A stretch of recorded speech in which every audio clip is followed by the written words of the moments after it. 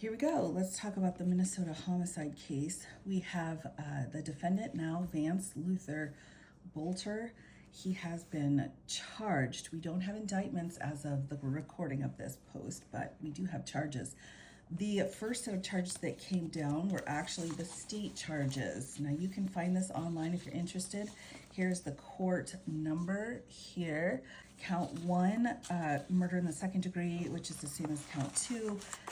Count 3 over here. Count 3, murder in the second degree, and count 4, murder in the second degree. And they're saying murder in the second degree without premeditation, but with intent. And that's how the law works in Minnesota. That's how they charged it up. Now, if you take a look here at the complaint, there is a statement of probable cause on page 3 that goes into what the state law enforcement is saying. This is what we're basing our probable cause off of in order to come forward. We also then had a warrant that was issued.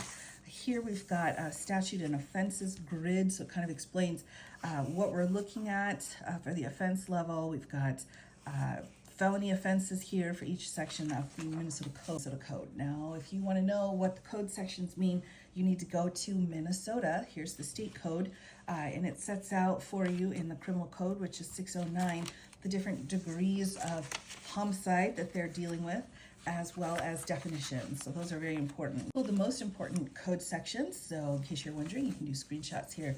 But the first one is 609.185, murder in the first degree. So you're using this and looking through this in order to figure out if first degree would be more appropriate than second degree. This is second degree here. We have the intentional murder, but they make sure that they're saying intentional murder, yes, but premeditated, no. That would be first degree. Then we have murder in the third degree, which again, Minnesota has set out here what they want for murder in the third degree. And we've got affecting the unalive of any person because of an act that's imminently dangerous to others. So that's third degree. So we have first, second, and third. They've charged at second, could possibly bump that up to first degree as they gather more information and evidence about this case. So minimum sentences for imprisonment are set out in 609.11. That is the state charges here in the 4 counts involved as of the recording of this. Now I will go into the federal charges next.